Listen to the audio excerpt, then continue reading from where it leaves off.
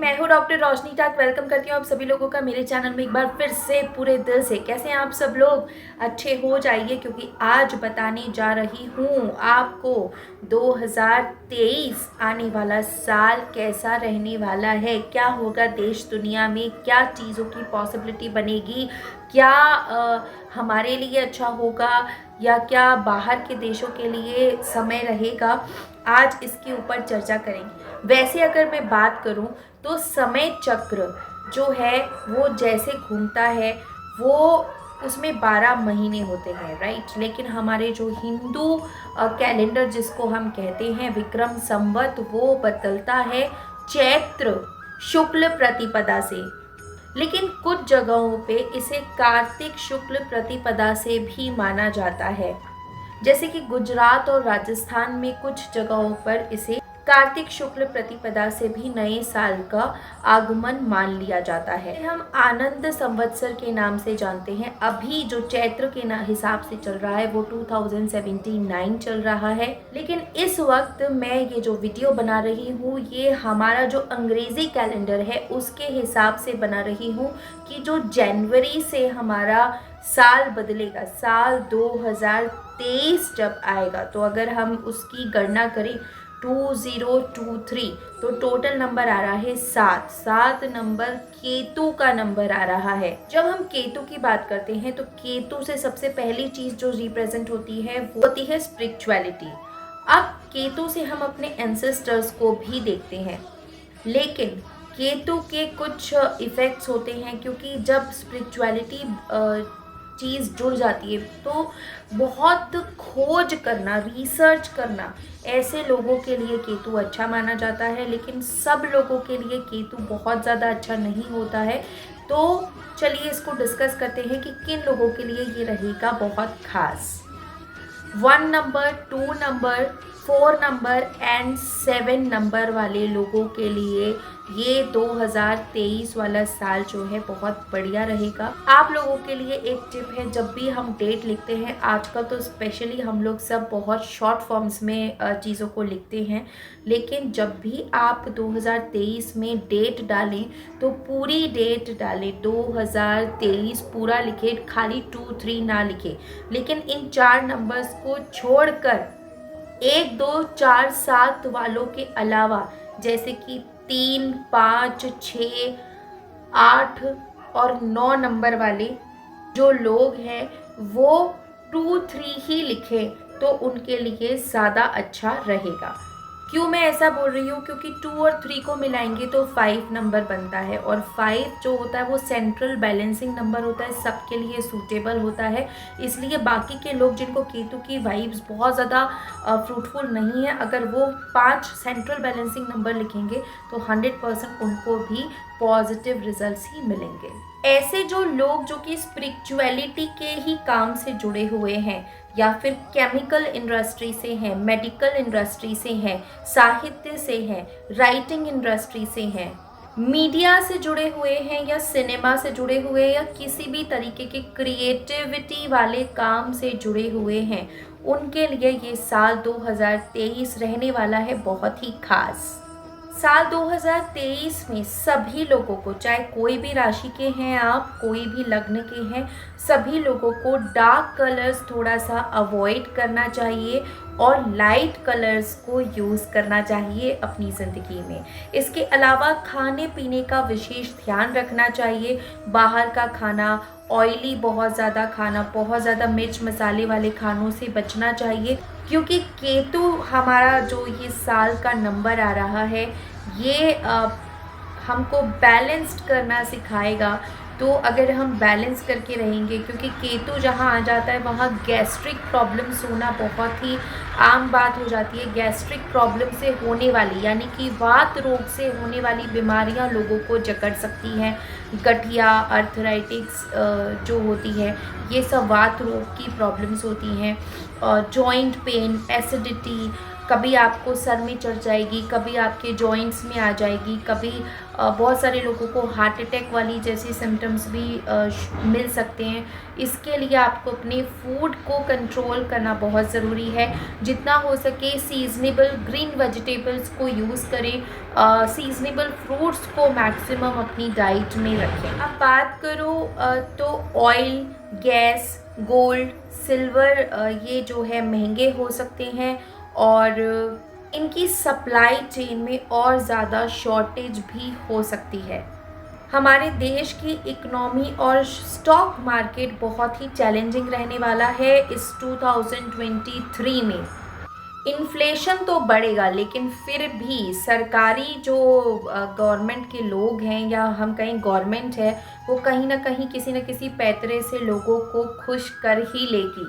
बृहस्पति अपनी स्वग्रही राशि मीन राशि में वक्री होकर चल रहे हैं, इसलिए आपको एग्रीकल्चर जो पार्ट है उसमें बेनिफिट होते नज़र आ सकते हैं। कुछ प्रदेशों की अगर बात की जाए तो वहाँ पे कुछ फूड आइटम्स सस्ते भी हो सकते हैं और उन जगहों पे इन्फ्लेशन थोड़ा सा बैलेंस भी हो सकता है। कुछ देशों में, कुछ प्रांतों में ऐसा देखने को मिल सकता है कि पॉलिटिशियंस किसी न किसी लॉ को यूज़ करके आम जन को पनिश कर सकते हैं, जिसकी वजह से पब्लिक प्रोटेस्ट या फिर सिविल वॉर जैसी कंडीशन भी हमें देखने को 2023 में मिल सकती है। इंटरनेशनल वाटर बॉर्डर्स पे युद्ध जैसी सिचुएशंस भी क्रिएट होती नज़र आ सकती है इस साल 2023 में। वहीं पर पानी से होने वाली कोई डिजीज़ भी हमें नई सामने आ सकती है, देखने को मिल सकती है। अभी जो टाइमिंग चल रहा है, इस टाइम से लेकर फरवरी मंथ तक देश को कुछ इकोनॉमिकली चैलेंजेस फेस करने पड़ सकते हैं। तो अगर बोलो कि थोड़ा नेगेटिव टाइम ये हो सकता है। इस 2023 में गैम्बलिंग यानी कि जुए से सभी को बचकर रहना चाहिए। ईस्टर्न कंट्रीज जैसे कि रशिया, चाइना, जापान और इंडिया कहीं ना कहीं आपको सत्ता परिवर्तन होता नज़र आ सकता है। अगर केवल भारत की बात की जाए तो भारत के लिए समय जो है अच्छा रहने वाला है। 2023 में काफ़ी चीज़ें बेनिफिशियल पॉजिटिव होने वाली है भारत के साथ। अगर भारत की कुंडली की बात की जाए तो मीन लग्न की कुंडली बन रही है, जिसे स्वग्रही बुध और शनि देख रहे हैं, जिसके चलते अरुणाचल प्रदेश में, साउथ इंडिया में, केरला में, कर्नाटक में सत्ता परिवर्तन के योग नजर आते हैं। मध्य प्रदेश में और राजस्थान में भाजपा का बहुमत भी हो सकता है।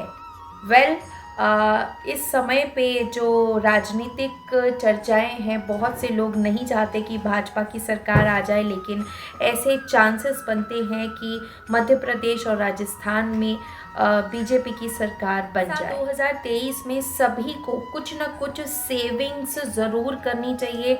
बहुत ज़्यादा रिस्क टेकिंग जॉब्स, बिजनेस नहीं करनी चाहिए। थोड़ा सा संयमित होकर ही काम करना चाहिए। यूरोप के अंदर भी लड़ाई झगड़े 2023 में बढ़ सकते हैं, जिसकी वजह से अगर हम बोले तो विश्व युद्ध होने की भी आशंकाएं ज़्यादा तीव्र हो जाती हैं। अगर अमेरिका की बात करूं तो अमेरिका अपनी सुपर पावर से हाथ धोता हुआ नज़र आता है 2023 में। वहीं अगर मैं भारत की बात करूं, एक अग्रणी राष्ट्र के रूप में निखरता हुआ भारत दिखाई देता है। आने वाले कुछ सालों में और भारत को एक सुपर पावर की तरह भी देखा जा सकता है, जिसकी शुरुआत साल 2023 से ज़रूर होती नज़र आएगी।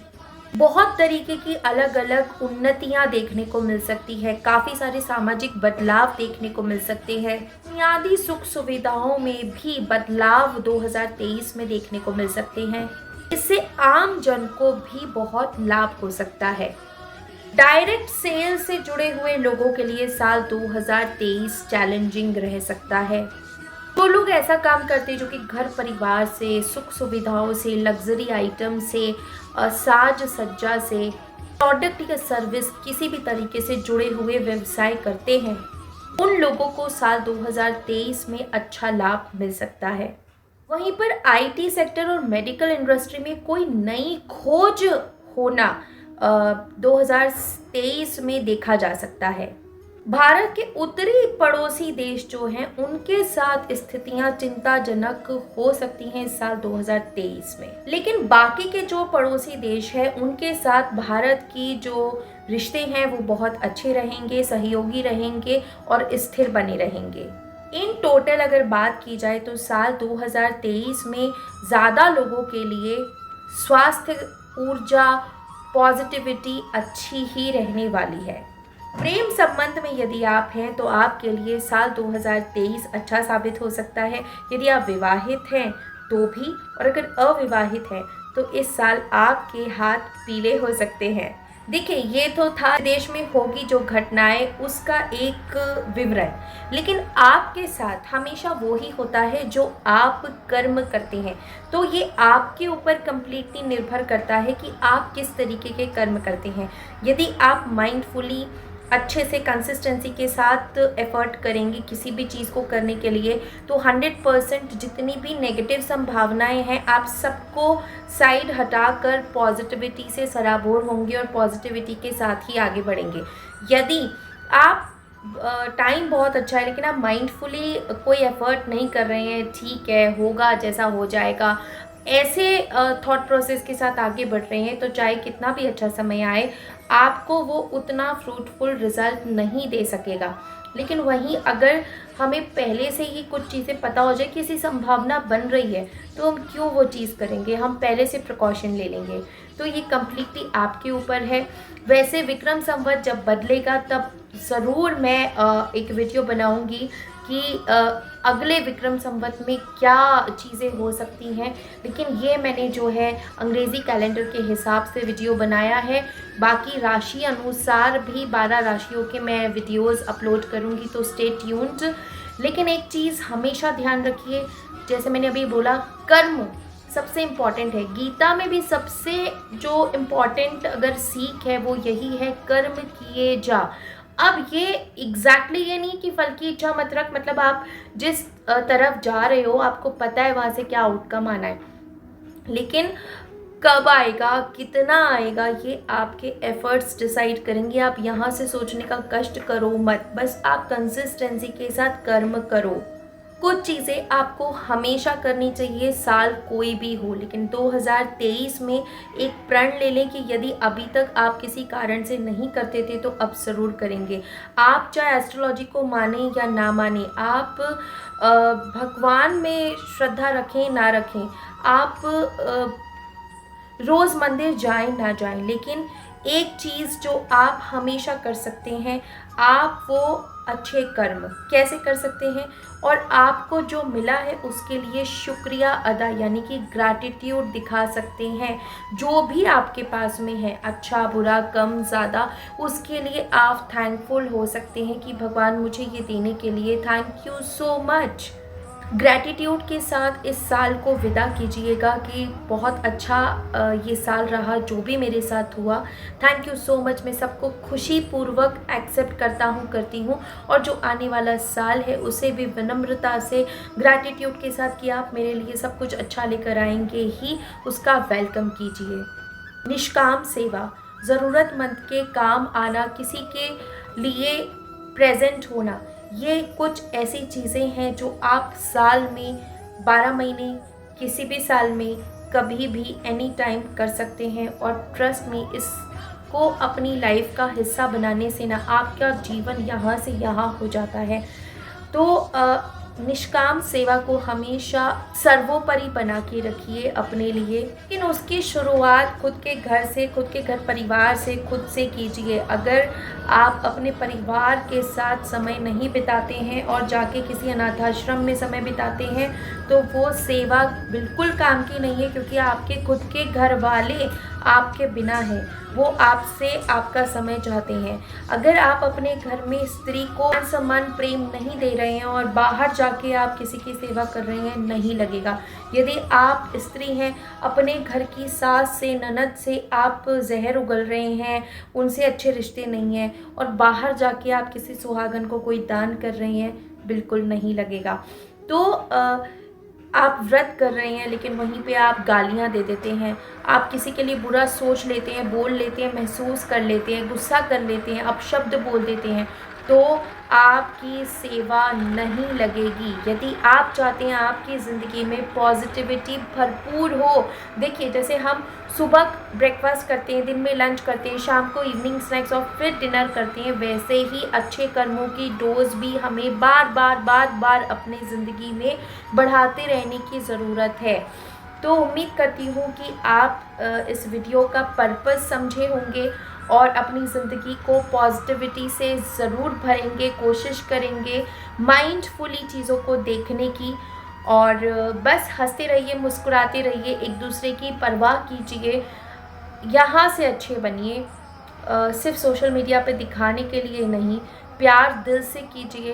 Happy birthday mom WhatsApp status लगाने से कुछ नहीं होता। मम्मी के साथ एक दिन बैठ जाइए तो उनका बर्थडे पता नहीं कितनी बर्थडे पे भारी हो जाएगा।